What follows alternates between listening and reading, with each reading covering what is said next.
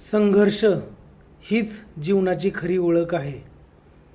संघर्ष टाळू नका, तो स्वीकारा. शुभ सकाळ मित्रांनो, मी सागर कोरे. आज तुम्हाला एक खूप छान गोष्ट सांगणार आहे. गोष्टीतनं खूप शिकण्यासारखं आहे. तर मित्रांनो, गोष्ट आहे, खूप छान गोष्ट आहे. एक गाव आहे. त्या गावात सर्व गावातल्या माणसांनी मिळून एक मंदिर बनवलेलं आहे. आणि मंदिर बनवलेलं आहे तर ते मंदिरामध्ये गणपतीची एक मूर्ती बसवायची आहे. पण ती गणपतीची मूर्ती ही मोठ्या दगडाने मूर्तिकारानं तयार करून ती गणपतीची मूर्ती बसवायचं आहे, असं ते गावकऱ्यांचा विचार झालेला आहे.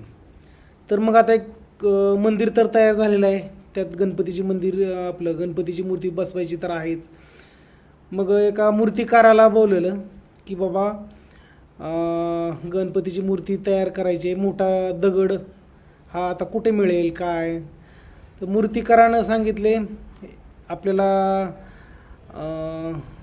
लांब असं जंगलात किंवा डोंगराळ भागात जाऊन दगड आणावं लागेल म्हणून सांगितलं.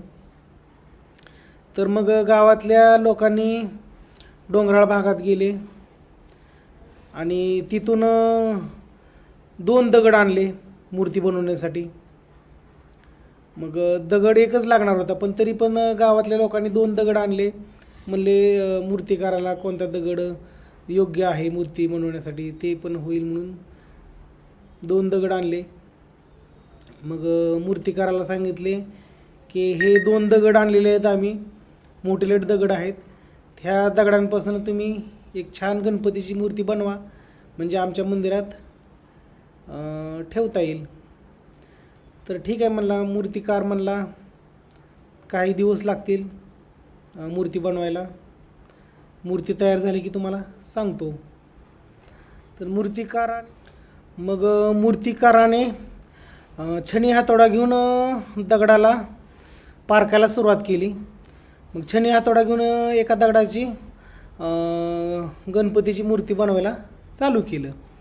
तर मग छणी हातोडा घेऊन त्यानं दगडाला असं मारायला सुरुवात केली, म्हणजे छणी हातोड्याने दगडाला हे केले.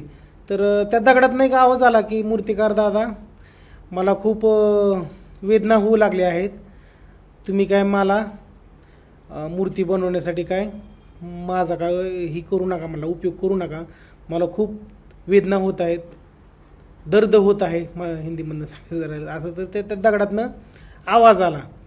मूर्तिकार म्हणला ठीक आहे म्हणला, मग दुसरा दगड घेतो, त्या दुसऱ्या दगडापासून मूर्ती बनवतो म्हणला. मग दुसऱ्या दगडाला पण मूर्तिकाराने छणी हातोडा घेऊन मूर्ती बनवायला सुरुवात केली. मग दुसऱ्या पण दगडाला वेदना होऊ लागल्या, छणी हातोडा मारले की दगडाला वेदना होऊ लागल्या, असं हे होतं. मग त्याला पण दुसऱ्या पण दगडाला वेदना होऊ लागल्या, पण त्या दुसऱ्या दगडाने वेदना सहन केल्या, खूप वेदना सहन केल्या. आणि त्या दुसऱ्या दगडापासून खूप छान मूर्तिकारानं गणपतीची मूर्ती तयार केली. मग 2-3 दिवसांनी गावकरी आले. गणपतीची मूर्ती पाहून खूप आनंदित झाले गावकरी. मूर्तिकाराला सांगितले खूप छान मूर्ती बनवली आहे. मग गावकऱ्यांनी ही गणपतीची मूर्ती घेतली आणि मंदिरात ठेवली. पुन्हा गणपतीची मूर्ती देवळात ठेवल्यानंतर पुन्हा असं लक्षात आले की नारळ फोडायला पण एक दगड पाहिजे, मोठा लट. मग ती दुसरा जी दगड शिल्लक होता पहिला, त्या दगडाला घेतलं गावकऱ्यांनी, मंदिराच्या बाहेर ठेवलं. दगड ठेवला नारळ फोडण्यासाठी. मग लोक आले, सर्वांनी गणपतीच्या मूर्तीचे दर्शन घ्यायला लागले. मग कोण फुलं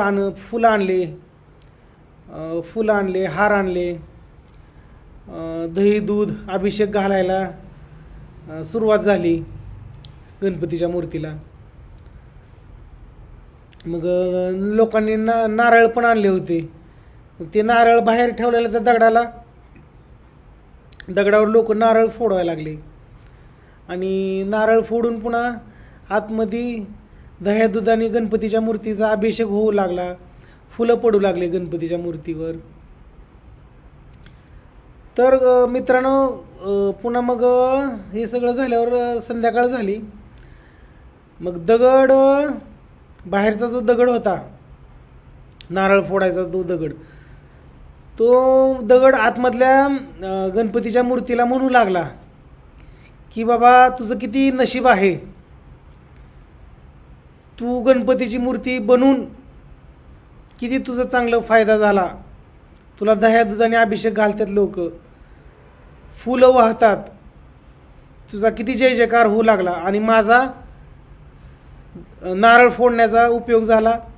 मी त्यावेळेस जर थोडंसं प्रयत्न केला असता, दर्द वेदना सहन केल्या असत्या तर किती बरं झालं असतं. आता मला खूप ह्या गोष्टीचा पश्चाताप होऊ लागला. तर जी गणपतीचा जी दगडापासून जी मूर्ती बनवली होती तो दगड पण म्हणू लागला, मित्रा तुला पहिला चान्स दिला होता, तू चान्स हा घालवलेला आहे आणि तू चान्स घालवल्यामुळं मला तो चान्स भेटला. मी वेदना सहन केल्या म्हणून माझं मूर्तीत रूपांतर झालं आणि तू वेदना सहन करू शकला नाही म्हणून तुझा आता आयुष्यभर तुझा नारळ फोडण्याचा जो उपयोग होईल आणि तुला हे लक्षात येईल की वेदना सहन केल्या असत्या तर तुझा पण जय जयकार झाला असता, तुझा पण दुधादह्याने अभिषेक झाला असता. या अशा गोष्टी त्या 2 दगडांमध्ये चर्चा झाल्या. तर मित्रांनो, गोष्टीचं तात्पर्य हेच आहे की दुःख सहन केल्याशिवाय, वेदना सहन केल्याशिवाय देव पण येत नाही आहे. अजून एक ह्यातनं एक गोष्ट सांगतो की आपण शाळेत जातो, आपल्या वर्गात विद्यार्थी असतात, तर सर्वच एक विद्यार्थी म्हणजे समजा 50-60 विद्यार्थी असतात, ते त्यावेळेस सगळेच दगड असतात.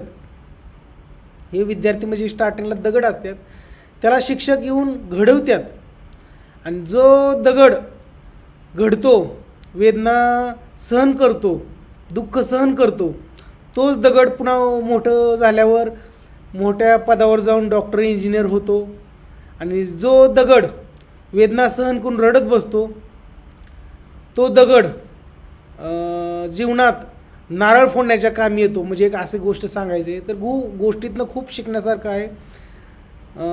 कितीही संकट येऊ द्या, वेदना दुःख सहन करा. हे वेदना आणि दुःख सहन केल्यावरच माणसाला देव पण येतं. अजून एक म्हण आहे, ते म्हणजे दगडाचे आपलं छनी हातोड्याचे टाकेचे घाव टाकेचे घाव सोसल्याशिवाय देव पण येत नाही. तर हेच गोष्टीतनं असा पण एक अर्थ निघतो. तर मित्रांनो, खूप काही शिकण्यासारखं आहे, तुमच्या लक्षात आलेलं आहे. धन्यवाद.